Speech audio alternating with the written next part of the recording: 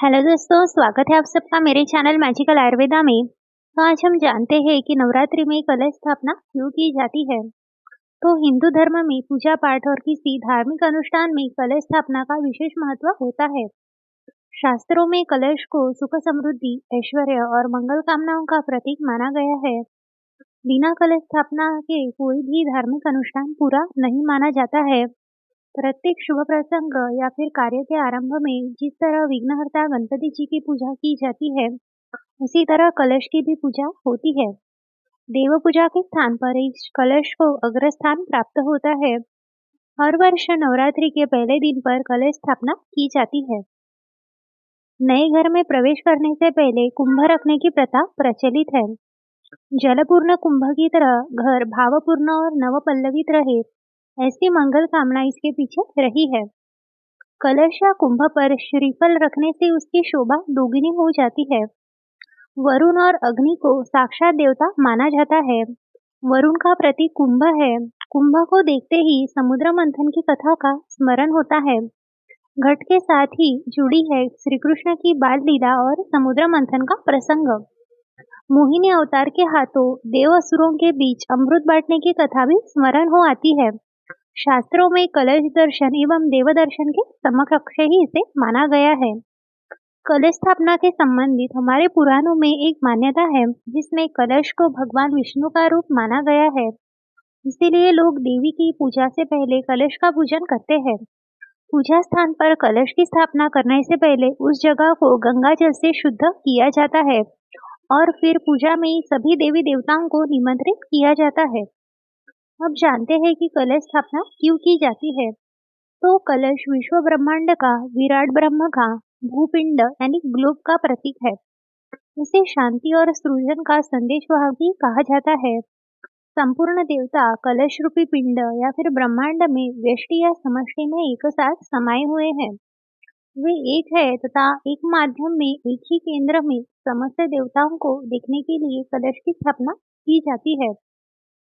कलश को सभी देव शक्ति, तीर्थों आदि का संयुक्त प्रतीक मानकर उसे स्थापित एवं पूजित किया जाता है। वेदोक्त मंत्र के अनुसार कलश के मुख में विष्णु का निवास है, जिसके कंठ में रुद्र तथा मूल में ब्रह्मा स्थित है। कलश के मध्य में सभी मातृशक्तियां निवास करती है। तो कलश में समस्त सागर, सप्तद्वीपों सहित पृथ्वी, गायत्री, सावित्री, शांतिकारक तत्व, चारों वेद, सभी देव, आदित्य देव, विश्व वेद तथा पितृदेव एक साथ निवास करते हैं।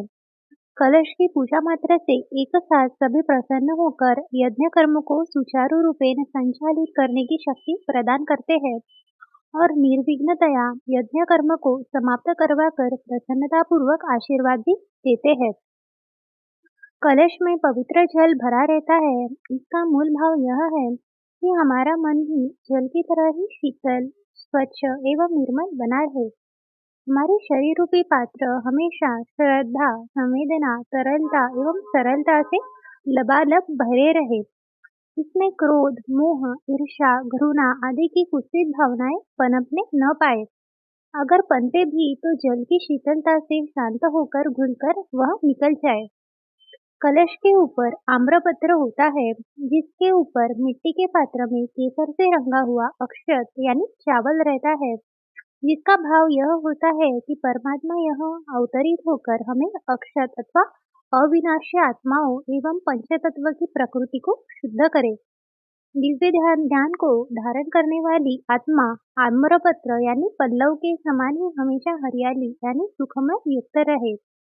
कलश में डाली जाने वाला दुर्वा, कुश, सुपारी, पुष्प इस भावना को दर्शाती है कि हमारी पात्रता में दुर्वा यानी दूब घास के समान ही जीवनी शक्ति, कुश जैसी प्रखरता, सुपारी के समान गुणयुक्त स्थिरता, फूल जैसा उल्लास एवं द्रव्य के समान सर्वग्राही गुण समाहित हो जाए। नवरात्रि के शुभ पर्व में कलश पर स्वस्तिक चिन्ह अंकित करते ही सूर्य आकर उस पर आसनस्थ होते हैं। कलश को सजाते ही वरुण देव उसमें विराजमान होते हैं। यह संबंध कमल सूर्य का है, वही संबंध कलश वरुण का भी है। वास्तव में कलश यानी लोटे में भरा हुआ, घड़े में पानी भरा हुआ यानी जो साधारण जल होता है, परंतु कलश की स्थापना के बाद, इसके पूजन के बाद वह सामान्य जल न रहकर वह दिव्य ओजस्वी बन जाता है। कलश को 5 तरह के पत्तों से सजाया जाता है और उसमें हल्दी की गांठ, सुपारी, दुर्वा आदि रखी जाती है। कलश को स्थापित करने के लिए उसके नीचे बालू यानी वेदी बनाई जाती है और उसमें जौ बोए जाते हैं। जौ बोने की परंपरा धन धान्य देने वाली देवी अन्नपूर्णा को प्रसन्न करने के लिए की जाती है।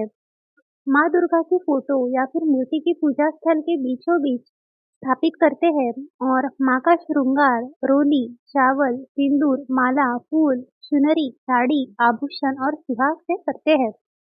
पूजा स्थल में एक अखंड दीप भी जलाया जाता है, जिसे व्रत के आखिरी दिन तक जलाए जाना चाहिए। कलश स्थापना करने के बाद गणेश जी और माँ दुर्गा की आरती करते हैं, जिसके बाद 9 दिनों तक व्रत शुरू हो जाता है।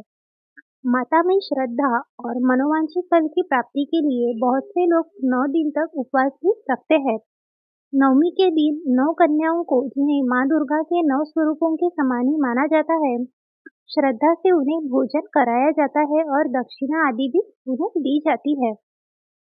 कलश की स्थापना और उसके पूजन के समय पुजारी शास्त्र सम्मत कुछ मंत्रों का उच्चारण भी करते हैं, जैसे कलशस्य मुखे विष्णु कंठे रुद्र समाश्रितः मूले तत्र स्थितो ब्रह्मा मध्ये मातृगणा स्मृतः कुक्षे तु सागरा सर्वे सप्तद्वीपा वसुंधरा ऋग्वेदो अथ यजुर्वेद सामवेदो यतवर्णः अंगेश्च सहितः सर्वे कलशं तु समाश्रितः अत्र गायत्री सावित्री शान्तिपुष्टिकरी तथा आयान्तु मम शान्त्यर्थ दुरितक्षयकारकः सर्वे समुद्राः सरितास्थानी जलदः नदः आयान्तु मम शान्त्यर्थ दुरितक्षयकारकः। हमारे ऋषियों ने छोटे से पानी के लोटे में सभी देवता, वेद, समुद्र, नदियाँ, गायत्री, सावित्री आदि की स्थापना कर पापक्षय और शांति की भावना से सभी को एक प्रतीक में लाकर जीवन में उसका समन्वय साधा है।